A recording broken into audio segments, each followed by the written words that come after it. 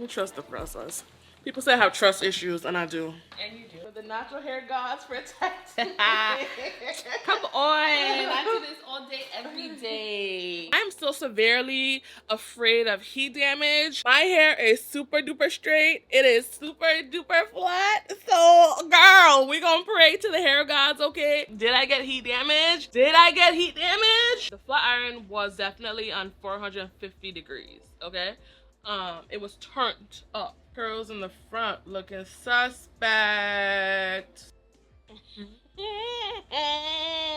Yikes. Now that didn't age well, now did it? Hey y'all, it's SheRea. What's up? Back with another video. You made it! Welcome back to my channel. You're at part 4 of my 4-part series where I caught you up on everything that's been going on with my hair, since I left and ran to the store right quick and never made it back home to YouTube. If this is the first video you're watching in the series, definitely pause this video and go and catch up. Gotta make sure you watch part 1, part 2, and part 3, or you're gonna be lost in the sauces, and I don't want that for you. I've been sharing the tea back to back to back to back, and I don't want you to miss nothing. And if you are new here and you've never seen my face, but you like my face, definitely be sure to subscribe so you can stick around. Give this video a thumbs up. A like goes such a long way to support my channel. It lets me and YouTube know that you like this type of content and you want to see more of it. So in this video, I'll be comparing my hair from December 2024 to July 2025. So we're talking 7 months after getting heat damage. And yes, I did get heat damage. Maybe you can't tell now that my hair is in a fro, but trust me, my hair is heat damaged. I know a lot of y'all thought that my hair would revert, that my limp curls would spring back into action, that they would bounce back. Sister, that didn't really happen, unfortunately. I wish it did, but it didn't. But we move. Mistakes were made, lessons were learned, and we thrive in abundance anyway. Before we completely hop in, I do want to make this clear. I am the true expert on this hair. I stand 10 toes down on that more than ever before. I don't care how well read or well studied or how many years someone has been a stylist. Someone that I meet for 2 hours every 3 months will never know more about me and my hair than I do. SheRea of the past was not wrong. Never again. I'm always going to listen to me. And honestly, although I still encourage y'all to seek professional help with your hair, especially when it comes to trimming your hair, you also have to become an expert on your hair. You're spending so much time and energy with your hair at home that you are an expert and should be an expert. You have to be willing to learn. You have to be willing to unlearn. There's some things I did with my hair that I would never do again. There's some things that I learned about my hair every single wash day. And my hair was getting better and better and bigger and bigger and shinier and healthier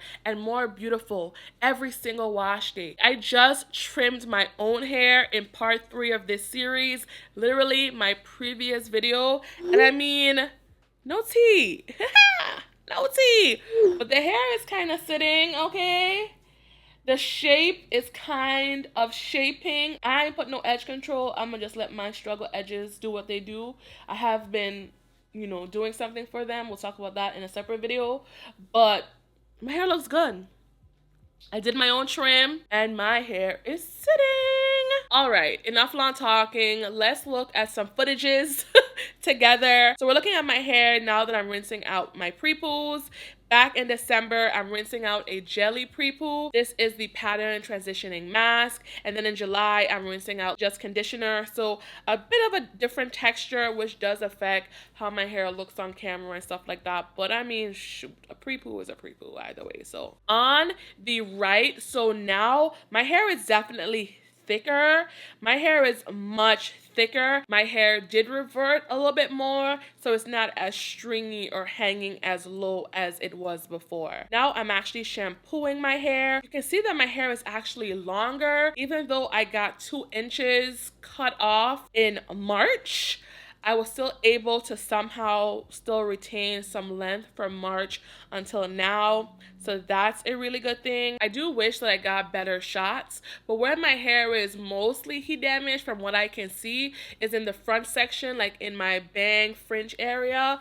Like this section right here in the front, fry dyed, laid to the side. And also at the nape of my neck where my hair is finer naturally and has looser curls naturally, that's definitely heat damage as well. Like look back in December, it was pretty much almost straight even after completely saturating my hair. In July, it's definitely still stringy. You can see that those are not my natural curls. Even though it would fall looser, it was never this loose. So it has improved some. You can see that there is an improvement to the texture, but my hair is definitely not the same. So I'm not gaslighting y'all. I'm not being dramatic for YouTube. My hair is looser, but there is some improvements. Like I said, to that front section in December, my hair definitely looked a lot stringier. It looks almost unhealthy, but you can see that it's bouncing back. From this angle, you can see that the hair was really loose in the front in December, and now it's not as loose. Like I said, my front section is a struggle for me. I definitely can see that my curls are now tighter in the front. They were much looser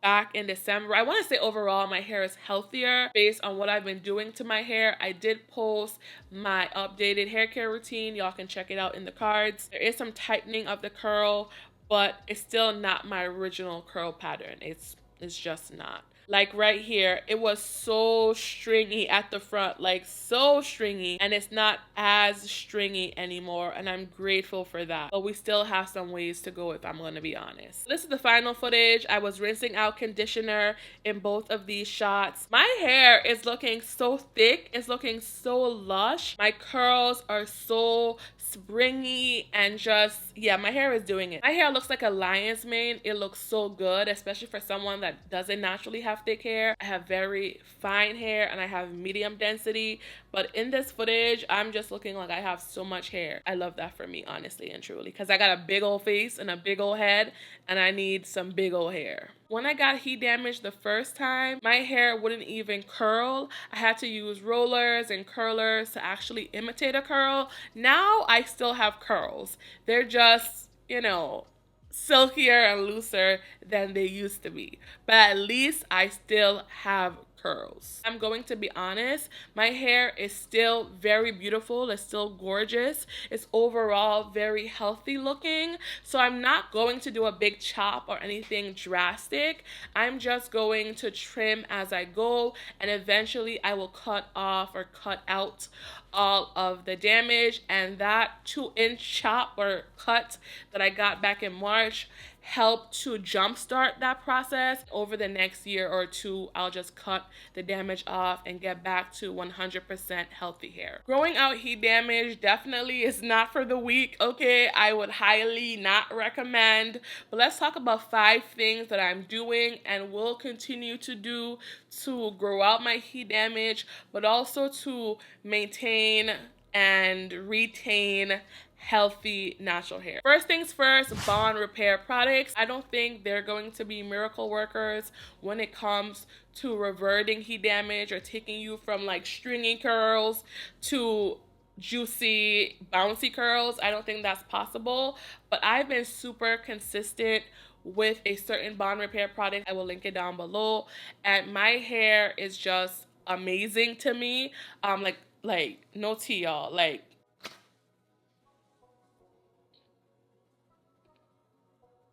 look at the material. I mean, look at the material. What bond repair products really do to me, what's the real tea with bond repair products, is that they help with moisture retention.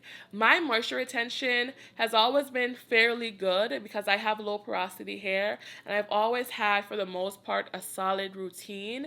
But now that I've incorporated bond repair products, my hair has a smoothness, a softness, and just a retention of moisture in my hair that I never had before.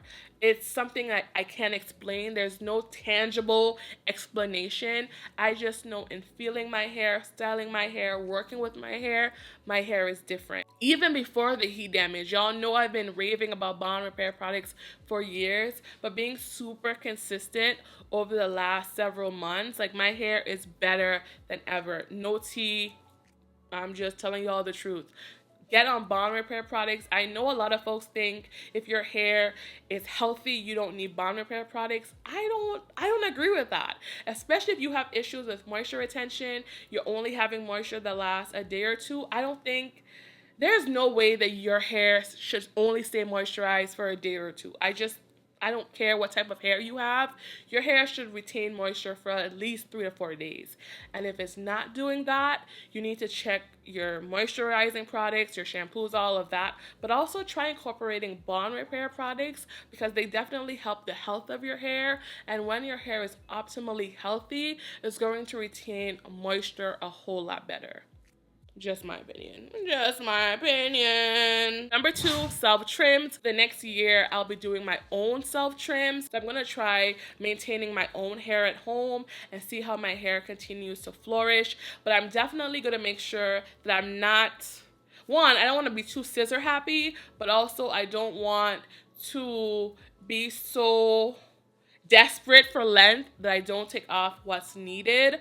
But I'm going to be doing my own trims, and I'm feeling good about it because I do think that I'll be able to retain more length because I think a lot of stylists cut for style and they cut for shape and they perhaps cut off healthy hair just to maintain a certain silhouette. For me, I want my hair as long as possible, as healthy as possible, and it doesn't have to be blunt. I'm not seeking perfection with my hair. I'm not seeking bluntness with my hair.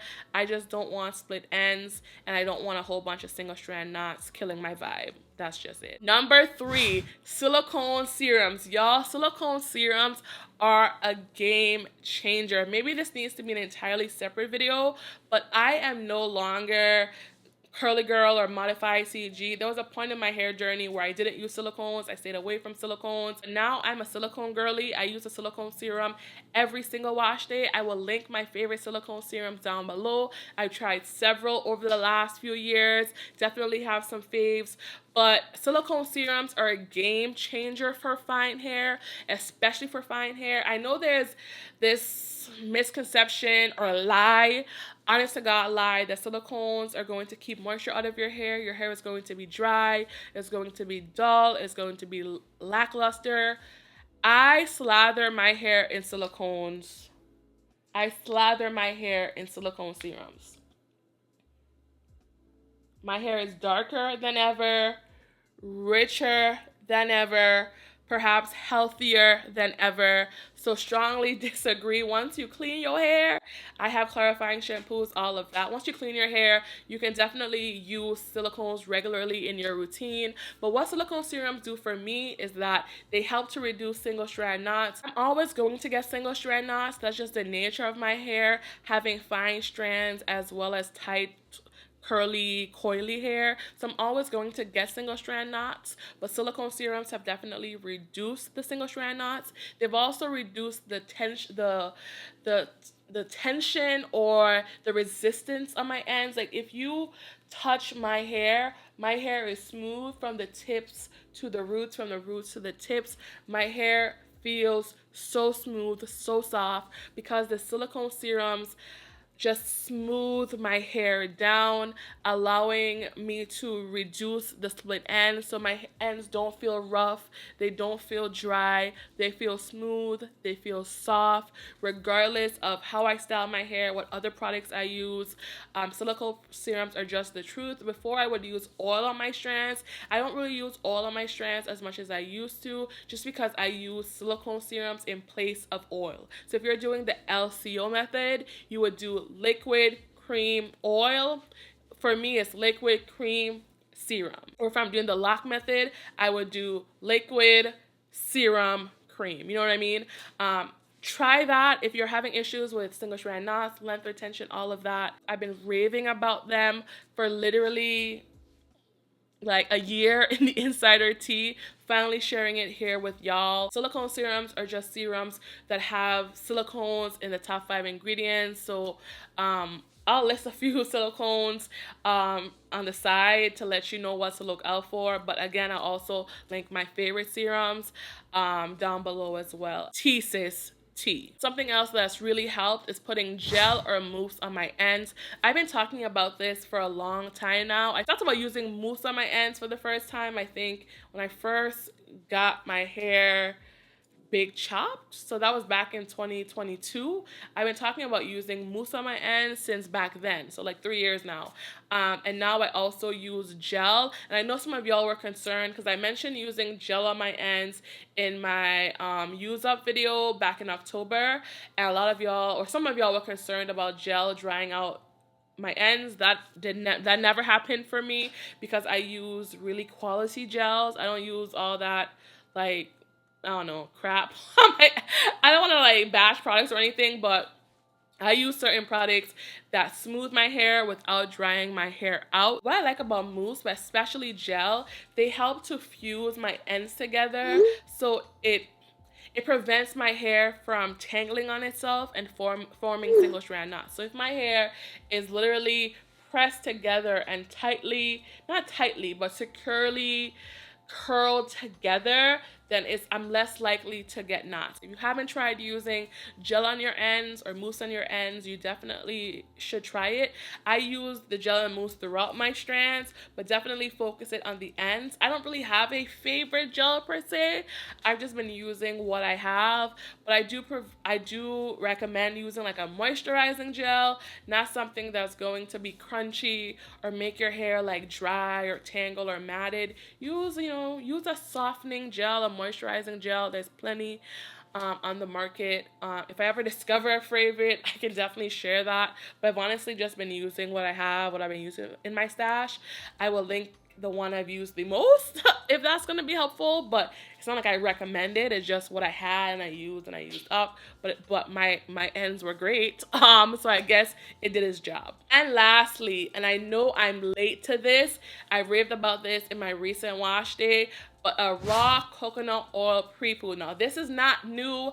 Natural hair girlies have been raving about coconut oil pre-poo since I started on YouTube, since I first watched my first natural hair YouTube video, like back in 2010. Okay, it's been 15 years. So this is like 2 decades of information. I'm late as hell. But using coconut oil as a pre-poo, not by itself. I know people use coconut oil only pre-poos. No.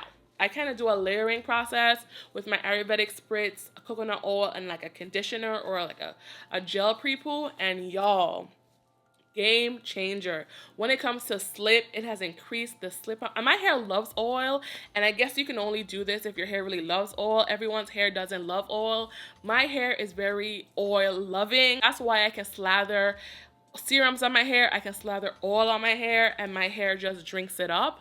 But my hair loves coconut oil. My hair loves coconut oil. And coconut oil also attaches to the protein in your hair. So it also helps prevent because the wash day process, honestly, wash day is so important for moisturizing your hair, for actually hydrating your hair, which means getting water and moisture and hydration into the hair.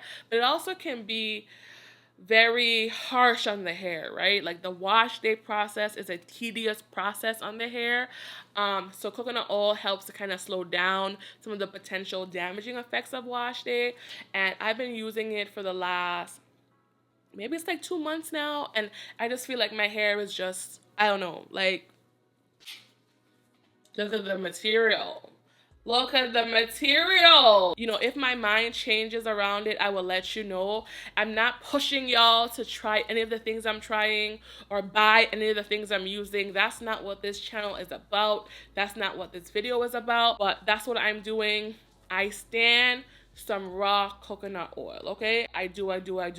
Well, that is a wrap on this series. This has been so fun, y'all, to jump back into YouTube with a fresh new series.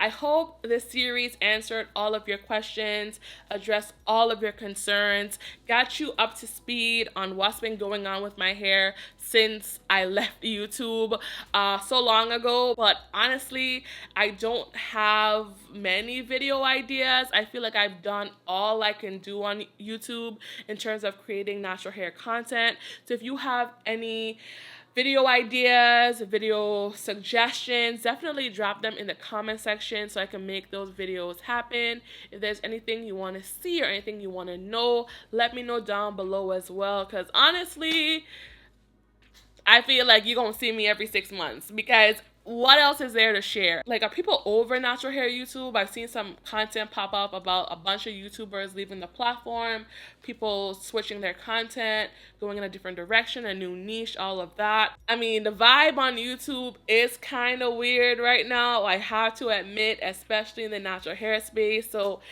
girl, if you want to see this face, definitely let me know what you want to see, because I'm just like, yikes. Oh God. Anyway, thanks so much for watching, y'all. Happy growing, happy retaining, and I will see y'all in the next video. Take care, y'all. Love y'all so much.